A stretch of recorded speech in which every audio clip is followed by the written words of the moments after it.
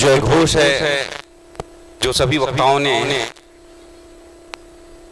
आपको कराया, मैं भी आमंत्रित करता हूं। और मुट्ठी कैसे बांधनी है ये भी आप सभी जानते हैं। और ये ऐसा मुट्ठी बांध करके सभी हाथ ऊपर करके आवाज देंगे, हाथ ऊपर कर लेंगे। एक तीर एक कमान, एक तीर एक कमान, बुढ़ान पेंटा, सजा पेंटा। बहुत बहुत धन्यवाद। हमारी बच्चियां जो है अब मानसिक खुराक लेने के लिए तैयार हो गई हैं, ऐसा मुझे लगा। हमारे युवा साथी काफी विचारों को सुन रहे थे, बच्चियां नहीं सुन पा रही थी, लेकिन दीदी डहरिया ने बहुत ही सुंदर आपका ओजस्वी उद्बोधन रहा और आप सभी जो है मन मस्तिष्क से तैयार हो गए उद्बोधन सुनने के लिए।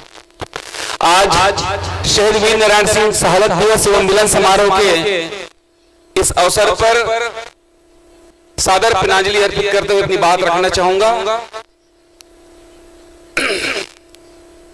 वीर नारायण सिंह जी का जीवनी जब पढ़ेंगे तो एक चीज जो बात सामने निखर के आती है, वीर नारायण सिंह जी का लड़ाई किससे था समझ में आता है। उनकी जो लड़ाई थी तत्कालीन समय में जो मुनाफाखोर थे, वो मुनाफाखोर धन्ना सेठ और अंग्रेजों के चाटुकार, साथ ही ऐसी व्यवस्था से उनकी लड़ाई थी जिस लड़ाई को लड़ना तत्कालीन समय के लिए जरूरी समझा। वीर नारायण सिंह जी चाहते तो अंग्रेजों से संधि करके बेहतर जीवन यापन कर सकते थे, लेकिन उन्होंने स्वीकार नहीं किया और उन्होंने अपने प्रजाओं के जो दुख है, पीड़ा है, कष्ट है, उनको देख करके एक क्रांतिकारी अंदाज में, हमेशा कहा जाता है कि देश में दो ऐसे लुटेरे हुए जो बता करके लूटे, एक चरणदास चोर और दूसरा जो है वीर नारायण सिंह जी। ये ऐसे लूटे कि मैं कल आऊंगा और आकर के आपके जहां पर आपने संपत्ति, जहां पर धन धान्य रखे हैं, वहां का ताला तोड़ूंगा और अपने प्रजाओं में बांट दूंगा। आप लोग उनकी जीवनी पढ़ेंगे तो पाएंगे कि उन्होंने जबरदस्ती नहीं किया। पहले कहा कि भाई देश क्षेत्र में जो है अकाल पड़ी है और अकाल पड़ी है, प्रजा जो है भूख से मर रहे हैं। जब प्रजा भूख से मर रहे हैं तो आपके पास जितना भी अनाज है आप अभी वर्तमान के लिए दे दीजिए, आपको नई फसल आने के बाद शुद्ध सहित वापस कर दिया जाएगा। उनकी बातों को बहुत सारे लोगों ने अमल किया, लेकिन कसडोल के जो धन्ना सेठ है, जो मुनाफाखोर है, उन्होंने कहा कि नहीं, यही तो समय है मुझे लाभ कमाने का। लोग मरते हैं तो मरने दीजिए, मेरे पास जो अनाज है मैं उसको यूं ही नहीं दूंगा, मैं तो अब इसको और अत्यधिक दामों में बेचूंगा। अब ऐसी परिस्थिति में आप बताइए, हमारे लोग जो है भूखों से मर रहे थे। वीर नारायण सिंह जी ने अनुनय विनय किया कि है धन्ना सेठ, आप जो है मेरे प्रजाओं को आपका जो अनाज है उसको दे दीजिए, हमको पैसा कौड़ी सोना चांदी नहीं चाहिए, बदले में आप जो भी सूद तैयार करेंगे नए फसल आने पर आपको जो है दे दिया जाएगा। लेकिन उन्होंने ऐसा नहीं किया तो उनको दुख देखा नहीं गया और उन्होंने जब जाकर कहा कि मैं कल आऊंगा, अपने लोगों को लेकर के आऊंगा, आपके जहां पर अनाज रखे हुए उस भंडार से ताला तोड़ करके मैं अपने प्रजाओं में बांट दूंगा, आपको जो करना है कर लीजिएगा। अब बात आती है आदिवासी समाज का क्रांतिकारी, आदिवासी समाज के क्रांतिकारियों का कोई जाति नहीं होता। हमने उसको जातियों में बांध देते हैं।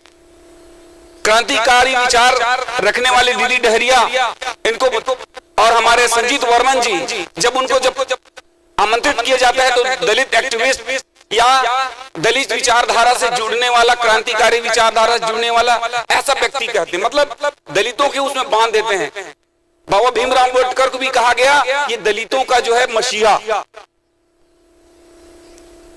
अभी आप लोग सुन रहे थे कार्तिक उरांव जी और जयपाल जी मुंडा, दोनों को हम बांध देते कि ये आदिवासी समाज के नेता रहे और बाकी नेता सबका होता है, लेकिन एक ही ऐसा है जो दलित और आदिवासी समाज के नेता सिर्फ आदिवासी और दलित समाज के नेता होता है। हम उसको जाति के बंधन में न बांधें और हम आज इस दिवस पर उनके पिनांजलि अर्पित करने के लिए यहाँ पर उपस्थित हुए हैं। उनकी सच्ची पिनांजलि तभी होगी जब उनके द्वारा की गई कार्यों का, उल्लेखनीय कार्यों का जीवन में उतारेंगे। आज भी हमारी लड़ाई ऐसे सिस्टम से है जो तत्कालीन समय में हमको नुकसान देते रहे और आज भी गोरे अंग्रेज तो चले गए, आज हमारी लड़ाई जो है काले अंग्रेजों से है। तत्कालीन समय में हमारे पूर्वज जो है बंदूक और तोपों से लड़ते थे, आज के युग में हमको कलम और विचारों से लड़नी है। तो यहां से जब विचार परोसा जा रहा था तो मेरी बेटियां जो है बिल्कुल हल्के में ले रही थी। एक बेटी यहां से विचार परोस रही थी और सामने बैठी बेटी जो है विचारों को हल्के में ले रही थी। ऐसा क्यों? वही हमारे युवा साथी जो क्रांतिकारी युवा साथी हैं उनके विचारों का खुलकर समर्थन कर रहे थे, चाहे कामू भैया हो, चाहे हमारे संजीत जी वर्मन जी हो, चाहे दीदी डहरिया हो। जब तक हम अपने विचारक हैं उनके विचारों का समर्थन खुले मन से नहीं करेंगे, हम भूखे के भूखे रहेंगे। हमारे लोगों को मानसिक खुराक की जरूरत है। हम दूसरे के बहकावे में बहुत जल्दी आ जाते हैं। यहां से ऐसी बात परोसी गई, आपने देखे होंगे कि आने वाला समय और बहुत अत्यधिक संक्रमण का काल है। आपको आदिवासी से सीधा बनवासी की ओर ले जाने वाले हैं, आपको आदिवासी से सीधा अनुसूचित जनजाति में बांधने वाले हैं। आदिवासी समाज का आदिवासी शब्द जो है लोगों को चोट पहुंचा रही, इसलिए आदिवासी शब्द से लोगों को खतरा है। इसलिए मीडिया भले कहे फला मुख्यमंत्री आदिवासी का, फला राष्ट्रपति आदिवासी का, लेकिन आप देखें कि महामहिम राष्ट्रपति जी ने विश्व आदिवासी दिवस का बधाई तक नहीं दिए। लेकिन आने वाले समय में 15 सितंबर से क्या मनाने जा रहे हैं? जनजाति गौरव दिवस। हम जनजाति गौरव दिवस का भी समर्थन करते हैं, लेकिन जो विश्व आदिवासी दिवस का विरोध करते हैं इनका हम पुरजोर विरोध हम करते हैं इस मंच के माध्यम से, क्योंकि आने वाले समय में विश्व आदिवासी दिवस पर जो स्थानीय अवकाश घोषित हुआ था, स्थानीय सार्वजनिक अवकाश, मुझे नहीं लगता कि ये वर्तमान सरकार जो है विश्व आदिवासी दिवस के जो सामान्य अवकाश को यथावत रख सके। इसलिए क्योंकि हम जो है ऐसे विचार का स्मरण नहीं करते हैं, होना भी चाहिए। हम तो दीदी भली बोल रही थी कि हमारे जो शहादत दिवस पर नाचना नहीं चाहिए, शोक संतप्त करना चाहिए, लेकिन आदिवासी समाज जानता है कि आदिवासी समाज जब मृत्यु उत्सव है तो जन्म उत्सव है तो मृत्यु को भी उत्सव के रूप में वो मनाते हैं। इसलिए जो है हमेशा अपने शहादत दिवस पर नृत्य करते हैं और उनके शहादत को स्मरण करते हैं। आप सभी जो है अभी लगभग बहुत समय से बैठे आप सबका जो मना मस्तिष्क है वो विचार को सुनने और रखने की जो स्थिति में नहीं है। हम जानते हैं कि एक समय में एक चीज को, एक वस्तु को रखा जा सकता है ना। एक कोठी में यदि धान है और उसी कोठी में भूसा भरना है या भूसा रखा है उसमें धान रखना है, तो पहले वाले वस्तु को निकालना होगा। यदि भूसा रखा है उसमें धान रखना है तो पहले उस कोठी से भूसा को हमको निकालना पड़ेगा।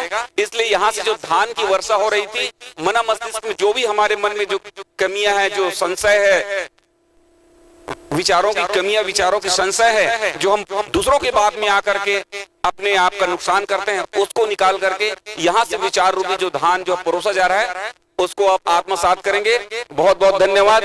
आप लोगों ने इस अवसर पर मुझे अतिथि के रूप में स्वीकार किए और उद्बोधन के लिए आमंत्रित किए। मैं आयोजन समिति को बहुत बहुत धन्यवाद ज्ञापित करता हूं और आपने मेरे विचारों को भी सुना, उसके लिए मैं आपको सादर वंदन करते हुए सादर से वजूहार।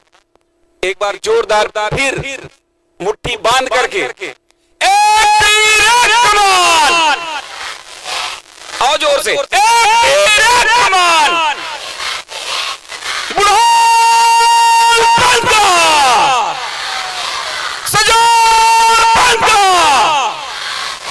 धन्यवाद।